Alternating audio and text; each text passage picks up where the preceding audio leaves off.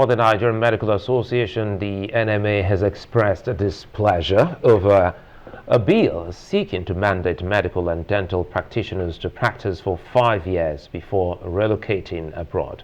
Now, the bill, which passes, when passes, will give a mandate for health workers to work for 5 years before getting full license. The bill passed the second reading in the House of Representatives on Thursday. However, Nigerian Medical Association National President Uche Ojima dismissed the bill and said it would not see the light of day. He said this because it is against international labor laws. So Ojima said everybody that passed through university was subsidized and queried why the lawmakers only interested in Nigerian medical personnel. Well, obviously, this is one legislation that will cause a lot of uproar in the polity. Of course, not all the lawmakers believe such a legislation is necessary. Well, we have in the studio a lawmaker who incidentally shares a different opinion about the issue. Honorable Egoh, who represents Amuwodofin Federal Constituency of Lagos State, and will be joined also from our off-site studio by the immediate past Secretary General of the Nigerian Medical Association, the NMA, Dr. Egoh Phillips. Thank you very much for joining us. Let me start with you. I mean, you are the lawmaker, and this bill, I mean, it came as a shock to many Nigerians, hearing that you would even think that, lawmakers would think of stopping any Nigerian, whether a medical doctor or anyone, from traveling abroad for 5 years from graduation, if we get correctly what the details of this bill are. Why exactly? Ogene? Yes. Yes. Why come up with this bill? I mean, what is it supposed to... Thank you very much. Incidentally, I'm one of those that is against the bill. Great. Unfortunately, I didn't get to speak. I was in the House when Gary Johnson moved the bill that medical doctors have to serve Nigeria for 5 years before they can have their license and before they can even leave the country. I raised my hand severally. Unfortunately, they did call me, not because the speaker didn't want me to speak, but because so many people were interested in speaking. A majority of those who we called incidentally supported the bill. And when the vote voice was brought, the aides had it that 5 years will be drawn. But I'm against the bill because I feel that the bill is unfair because the reason they gave is not enough. For instance, there are a lot of people who went to private university in Nigeria. So how are you going to do it? If somebody went to a private university, it was not supported by the federal government, and then you now say that one can have his license and can travel abroad, while another one who went to a state university cannot go. A lot of Nigerians also studied medicine abroad. What do you say about them? And then another major issue is that in Nigeria, we don't have enough jobs for the doctors. I have a couple of people who have come to me, medical doctors, who want jobs. Oh, I want to work in the teaching hospital, I want to work here. But there are no jobs. The few private hospitals out there, when they take them, the salary is so small that you wonder whether this salary to be earned by a medical doctor. So we should be grateful if foreign advanced countries take on them to work and to gain experience. Technological experience is very, very important. If you look at India, many years ago, a lot of Indian doctors were going abroad to Britain, to Canada, to America. And then after some years, a lot of them came back and brought back the technology to India. They came here with resources. Today, all our people go to India for treatment. I'm sure that a lot of these Nigerians who are relocating today to London and to those advanced countries will one day come back with their technological advancement. And then they will also have resources. For instance, the money they will earn here is a lot. And Nigeria makes a lot of money from diaspora. Apart from oil, we don't export anything. What you have in abundance, you export. If we have the brain, good medical people here, and of course they don't have enough jobs here, or they are underemployed here, instead of keeping them in some squalid clinics here, let them go abroad and get the experience. And then they'll be sending money back home. That money they are sending back home will help our economy.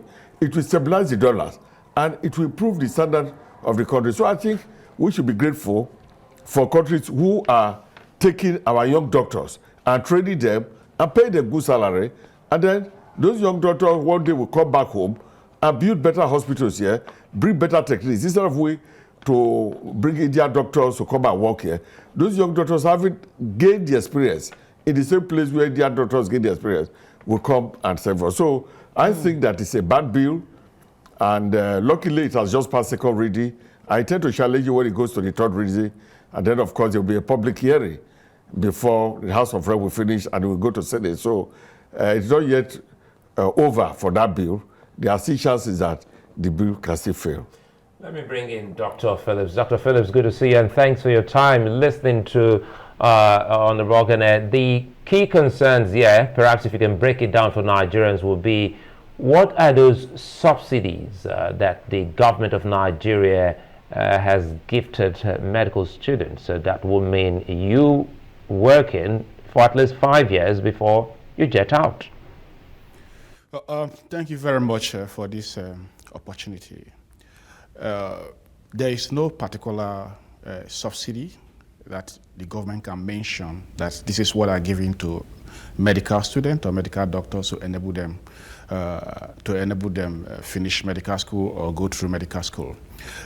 Whatever that is happening to any sector in Nigeria, whether law, whether economics, we pay the same school fees, and so there is no particular special subsidization for medical doctor. I agree that yes, it's maybe education appear to be subsidized in Nigeria, but at the same time, what are you giving to them when they finish? Let's agree. Let's even say they subsidize, and now they come out and you don't have job for them. What do you expect?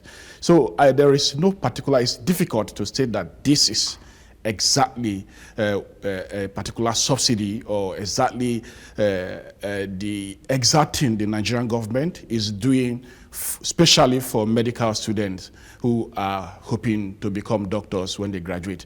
They go through the same condition that other students go through.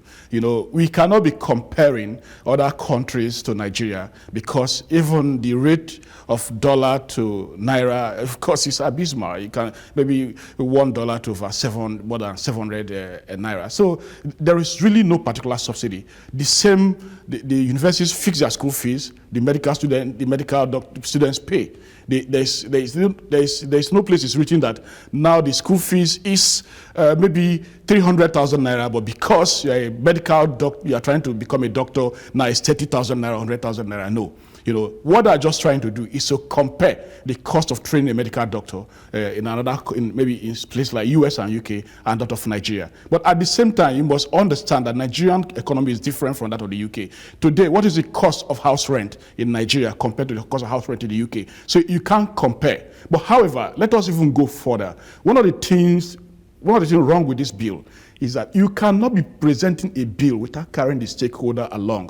How come NMA, who is the umbrella body of all the doctors in this country, it was not even aware of the process of this bill? I think Honorable Ghani, you did a very shoddy job or poor job about it. He could have at least had a session with Nigerian Medical Association, who represent all the doctors in Nigeria and diaspora, and say, look, can we find out the root of this problem and see how to solve it? It's it's like trimming the leaves of a flower without going to the root of it. The root is we should find out, why is there brain drain? Do you really think that Nigerian doctors do not love Nigeria? They want to stay in Nigeria, but are you offering them what will make them stay? The Honorable Egoh have said it all, that a doctor will pass his exams, finish everything, and stay 1 to 3 years without job. So even these 5 years that you are giving to them to stay before they leave, do you even have already provided job for them that is good enough? A medical doctor will finish writing his primary exam, ready to specialize and to give back to his country. And he will carry that primary result for 1, 2, 3, 4, 5 years without having the space.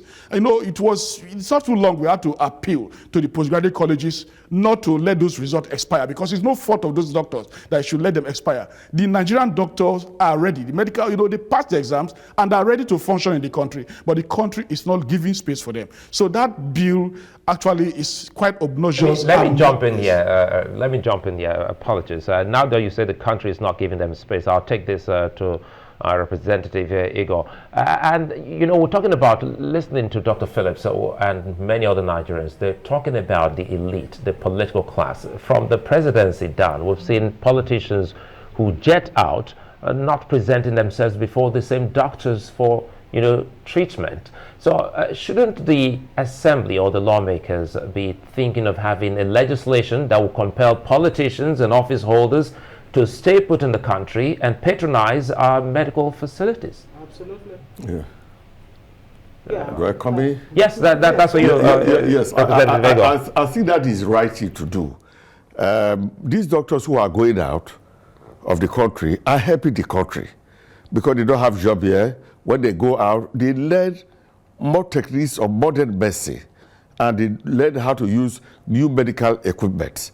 And by the time they are in these developed countries, they will blend with that system and they will begin to treat people, you know, with sufficient expertise. Yeah, so but that the point, just to, you know, get a clearer picture, the point being made by Sulai here is politicians and government officials who are coming up with this law hopefully it doesn't see the light of day, well, according to the NMA. No, but when you force these people to stay in the country, medical doctors stay for at least 5 years, and another 5 years, you know, before they can be given, you know, their licenses. Will they even use our local health facilities? That's the point. Should there be a legislation to ensure that lawmakers, politically exposed persons, use our, you know, health facilities? I agree with you. Such a law would be good, you know. Such a law would be good because a lot of our people, they go abroad. And they forget that when you go abroad, it is because of the technological advancement here that's making you to go there. So if Nigerian doctors are going there to acquire the same thing, we should be happy with them. And I can assure you that this law will not see the final of it. NMA should not be too worried because there's going to be a public hearing that will come up where they will present their case. After the second reading, there will be a public hearing, and after the public hearing, it will still come back to the House for a third reading. And I can assure you that after the public hearing, the House will probably drop that bill because it doesn't make sense. It's like saying teachers should not go abroad to go and teach. Or because we don't have quality teachers here. Without people graduate as teachers, you don't have jobs for them. So if they decide to go abroad to go and teach, like UK is asking for some of them, Germany is asking for some of them, you can't hold them back. But at the end of the day, they are going abroad, it's good for the country. They bring in foreign you are looking at the positive side of it. Let's bring in Dr. Egoh Phillips back. I mean, let's look at Nigeria's health sector. I mean, we're discussing all of this because it's World Health Day. It's also the 75th anniversary of the World Health Organization. There are issues in the health sector to look at. Mental health, for example, 60 million Nigerians out of 200 and something million Nigerians were told have one mental health issue or the other. Paint a picture of how bad really it is and what the way forward, you know, should be. Thank you very much. Really, today's World Health Day, rather. The situation is actually very pitiable for our country because if you look at all we have today, the WHO recommendation is 1 doctor to 600 patient or 600 citizens or 600 population. But what we have in Nigeria today is 1 doctor to about 10,000 patients or 10,000 Nigerians.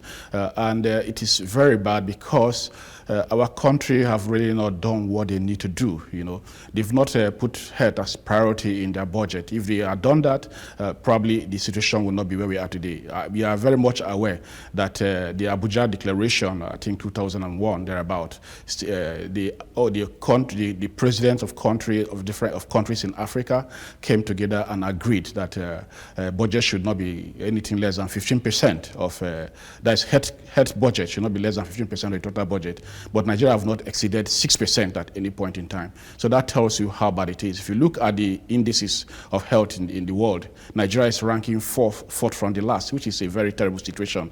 Our primary health care is an abysmal situation. You know, it's not like there are no places for doctors that they can employ doctors. It's just that it appears our government don't seem to care, because we have they're supposed to have primary health care at least in every local government and in every ward. And you know what Nigeria should do is, how do we train these doctors to employ them there? But how many have our state government employed? How many have our federal government employed in these places? So you find that it's very, very, in short, the basic health care is so terrible that even discuss mental health care, it now becomes strange, because we have not even gotten the basic necessity. Unfortunately, you know, for you to talk about mental health care, we have to have reorientation to understand that health is a state of not just physical well-being, but also mental well-being, you know, and we have not really have to consider that. In short, I must congratulate Nigerians, because despite all the issues that could have made them to, you know, go off the track, they have resilience, they try to manage. Perhaps, you know,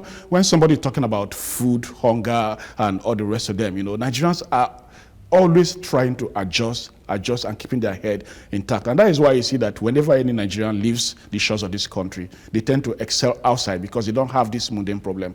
Our healthcare situation is really, really terrible to even think about discussing a mental health issue. But we cannot neglect it. It's very, very important, because you know, we have our data is not complete, because how many mental health physicians do you have in this country? How many is Nigeria training? And how many are they giving opportunities? How many mental health institutions we have in this country? It's very, very abysmal. And so today, which is to remember that today is a mental health, remembering the mental health situation in the world, today is an opportunity for us to reflect and know that basically quite a whole number of persons, you know, are having one grade of mental health situation or the other, and they are helpless because we do not have enough doctors, enough mental health physicians or health practitioners to cater for them. I believe that with this day, probably the government of the day, unfortunately, this is a twilight. Perhaps the government that is going to come next should be able to have a great consideration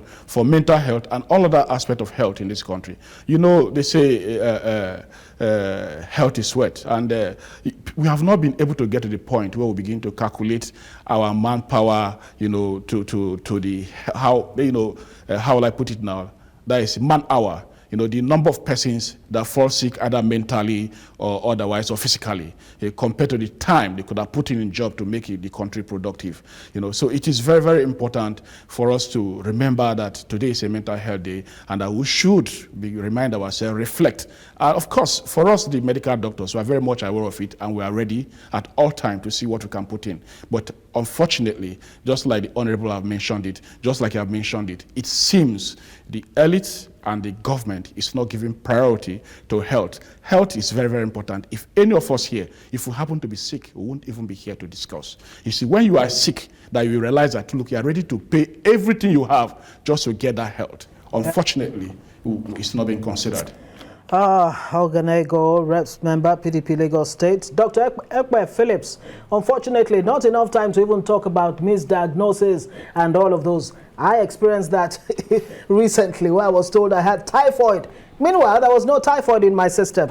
We'll have to leave it there, gentlemen. I would like to draw the attention of the sponsor of that bill. The enemy president has an open door. It's just one phone call. Let us discuss the root cause of brain drain and how to stop it. There's a for public hearing. Thank you very much. Well, I think it's a healthy place for us just to leave it. There's a for public hearing. Yeah, he said that. So the NMA will still call me for the public hearing. They'll be invited for the public hearing. All right, thank you very much, Egoh, Reps member, and of course, Dr. Egoh Phillips, former Secretary General of the Nigerian Medical Association. Thank you for joining us.